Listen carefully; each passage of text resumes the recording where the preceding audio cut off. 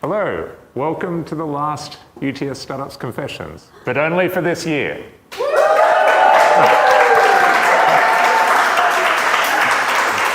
Oh, we've had a little micro sad moment. But it's going to be a good one, because who wants to make $1 million in e-commerce in the first 2 years? Yes. Yeah? Okay, so you're in the right place? Yes, kids? Definitely. Okay, so in 30 seconds, Bhavya, welcome, and thank you so much for telling your story. What are you doing? Okay, so my name is Bhavya, and I run a bunch of e-commerce companies online where I just make websites, run ads, and then sell products online. I have like 15, 20 I'm running at the moment, but that's basically what I do. Okay, sounds easy. Let's get into it. Who were you before doing that? So before that, I was a broke uni student. I was in uni, and I was trying to figure out, what I want to do, what my career path is, and what I want to go down, how I can make some money online. Okay, so that's 30,000 other students here. What are your first memories of e-commerce as something you pursued at university? I always knew that there was some way to make money online, and one of the things I did when I was in uni was I used to sell Christmas trees from Kmart. So I saw that Kmart had some Christmas trees for 20 bucks, and I would go home, put them on eBay, and then someone would buy them for 80 bucks, and I was like, I can't believe this is real. So I would just put in the address of the person that I sold to on Kmart and then ship it directly to them and keep the profit myself. This is insane. Yeah. Okay, we'll get too distracted by that, but okay, so that kind of proceeded, and you were involved in other entrepreneurial things after that? Yeah, so after that, I knew that I kind of really wanted to do something in the online space. I spent some time in uni doing some internships at some big companies, but then after that, I found UTS Startups in a program here called RVC. And after that, I spent a lot of time learning about e-commerce, learning about the different ways to make money, and I spent a lot of time hanging around the guys here and learning what they do. Okay. RVC stands for Rapid Value Creation Program, which is why I'm not allowed to name programs anymore. Sorry for saying that again. But so talk us through what that experience was like, and then what you started doing or what you committed to do. So I went to the program, and it was a program set up of like a bunch of modules and a lot of cool people surrounded me, and they taught me what the different ways are to make money online. And the one that I like really set my eyes on was e-commerce and like online dropshipping. And I saw people there making like lots of money, like 100K a month, and I was like, how is this possible?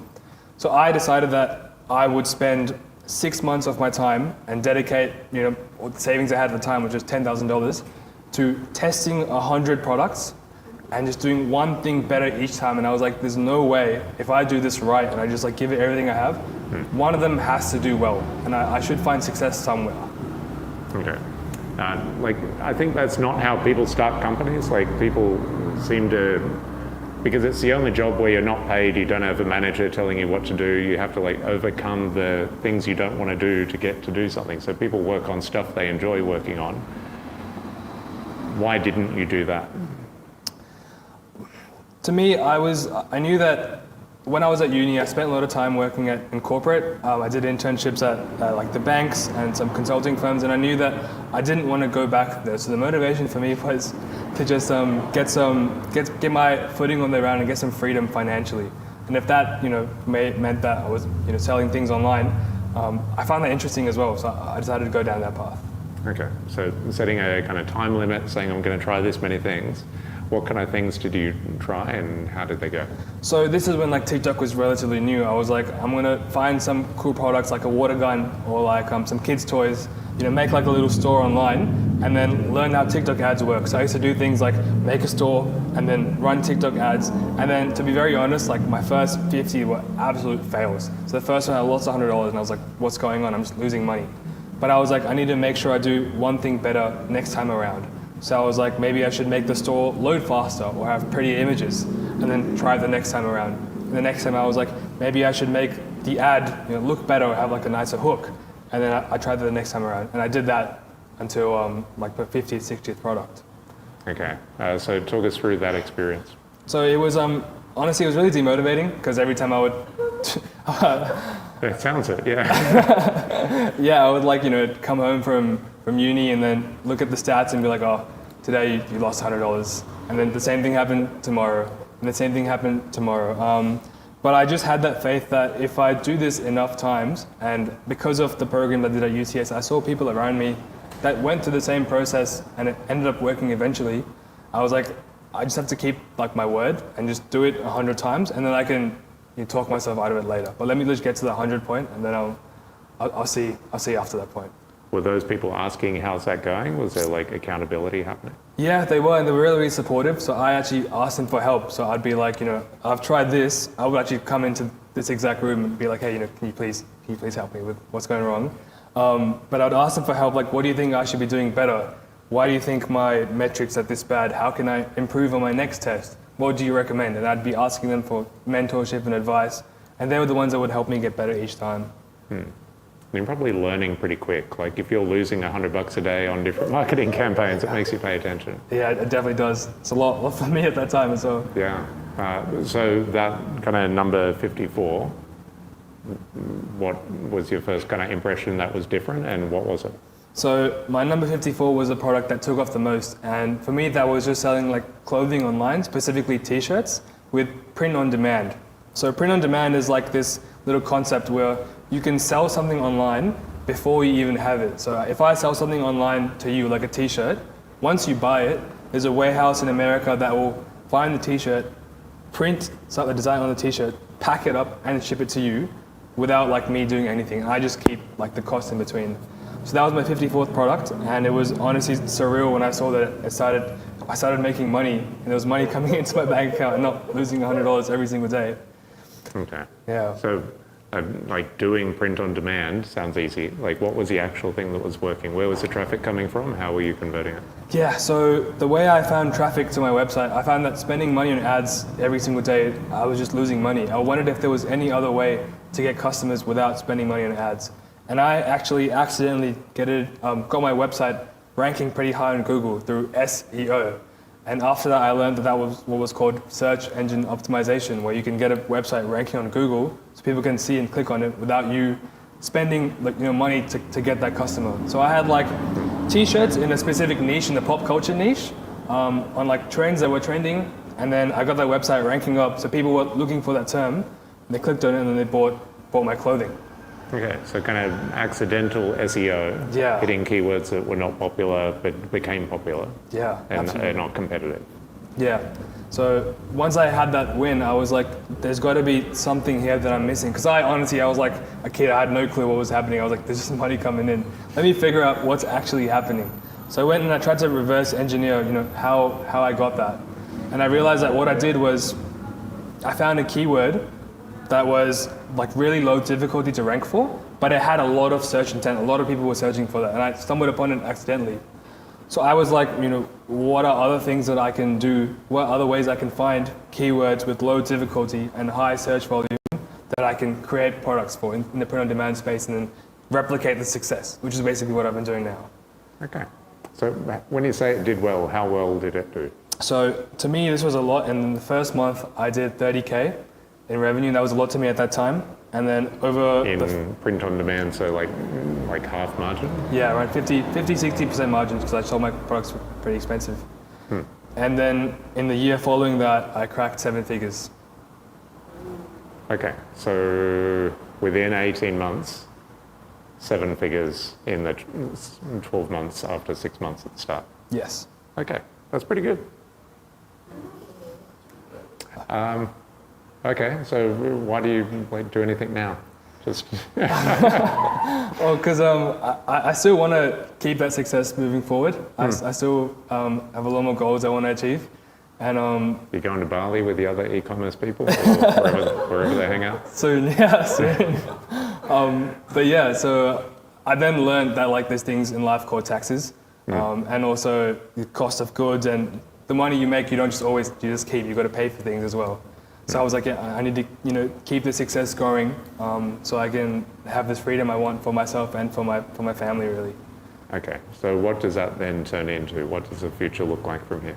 So for me, that was replicating that success in the same industry. So finding keywords that have low keyword difficulty and high search intent, and create clothing for that. An example I'll give openly about something that was recently was obviously we had the presidential election recently. and we had Taylor Swift endorse Kamala Harris, and there was like a massive movement for Swifties for Kamala, and obviously like there's no existing brand called Swifties for Kamala or anything like that. So I saw so many people doing the same thing where you could create a website called Swifties for Kamala and make your own like Swifties for Kamala designs of t-shirts and hoodies and get that ranked really, really quickly. So I tried to find opportunities like those.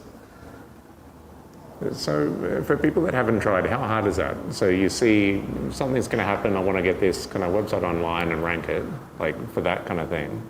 Was it difficult? Did you have to like have special skills, or were you just timed well? I think it's just finding the right trends and timing them well, because as much as like it seems hard to build an online store, if you spend some time learning it, building a Shopify store doesn't take more than a day now. And also just with print on demand, you sit at a laptop, you smack your designs up on the thing, and you can have a site ready to go live in this generation and like process payments under a day. So that part was like something you can learn and get good at. But then the tricky part is in finding those trends. And I think you got to be like a little bit in tune with pop culture or whatever you're interested in to spot those trends and to make sure there is that gap in the market for it, and then hop on that as soon as possible before other people do. So do you think your kind of pop culture knowledge was useful, or were there other enablers that allowed you to find the things that were going to take off? So definitely, being the younger generation, I was brought up with listening to music on Instagram, following all these things, all the news, and I was in tune with pop culture. But it also helps to be able to learn things like Shopify, being able to learn how ads work, being a little bit more tech savvy. Were there tools that were helpful? Yeah, so obviously Shopify is what I use to build websites. Printify is what I use for print on demand, because they had good rates at that time. But once I realized that I was winning in SEO, I was like, I need to make sure I'm actually using data-driven decisions. So I was recommended this tool called Ahrefs, and that basically gave me like an in-depth breakdown as to what keywords the website was ranking for, which keywords have a lot of search volume and are easy to rank for, which ones I should avoid. And I paid for that. It's a bit expensive. It's like $250, $300 a month. But I think it's worth its weight in gold, especially if you're trying to do something like this. Okay. Any other tools, sort of shortcuts? Yeah, so another one that I use was, I realized that to get my website ranking up there, it's not just like as easy as build a website. You have to create articles, create blog posts, create content about that specific keyword. So for example, if you were to make a store about Swifties for Kamala, you'd want to make a blog post about how cool this is. And I don't have time to sit there and write a whole blog post. But what you can do in this new generation is use AI to help you. And you can go one step further than just ChatGPT. I use this tool called Agility Writer. And it was like built on the GPT model, but it basically made blog posts that are optimized for SEO. So it would do like all the cool things like have bold headings, have links in the text, make sure that it's optimized for that keyword. And I would pay money for that tool, mass create articles, and then put them in my Shopify store, and then get those to rank. So that was a tool that helped me heaps. Okay, awesome. I think this kind of looking back, so if you could go back, tell yourself anything in 2022, way back when you started, what would it be? I think I had a lot of angst and anxiety, and I was really bummed out every day coming home and looking at $100 leave my bank account and all my time gone. I really, really wish I had more people around me that could tell me this was possible, and then also people tell me that if I continued on this path and improved one bit every day, eventually things would work out. Maybe not like a crazy one, but things would work out. And I got a bit of that with the community here at Startups and in the RVC program. But I would love to tell myself that if you keep on at it, if you just keep that discipline, then you'll be fine. Okay. And how has this experience changed you versus who you were back then? It's been, I think, like the biggest turning point in my life. Everything, it's made me have so much more freedom in my life, time freedom, location freedom. And I think it's also helped me be a lot more grateful and appreciative for the smaller things in my life. I love spending time with my family, my friends, a lot more now because I have the ability to. And I'm really, really grateful for it. Oh man. Okay. And how much did RVC cost? $0. Free. I will point out it's open, it's free, it's running continuously. Join on in. This could be you in 18 months. But it's a wonderful kind of story. And I think it also points to, like, when we talk about startups, we're talking about tech-enabled entrepreneurs. We're not like just everyone go for billions of dollars and 99% of people will fail or higher. I think that's a bad thing to encourage everyone to pursue. But like people like yourself are a perfect role model. And I wish saw more people trying this kind of approach and putting more luck or recognizing the role of luck in what they do, the role of data, the role of kind of accountability and tapping into networks of people that are actually making money to learn from. I think a production line of more people doing your kind of stuff would be amazing. And hopefully RBC can provide that. So for our last confessions of the year, we're going to stop there. We're going to turn off the cameras. We're going to go into the really juicy confessions. If you're watching at home, you're going to miss out. It will be really good. But join us sometime next year. When we come back, we're going to post the dates when they're finalised, and we'll see you then. For now, join me in thanking Bhavya.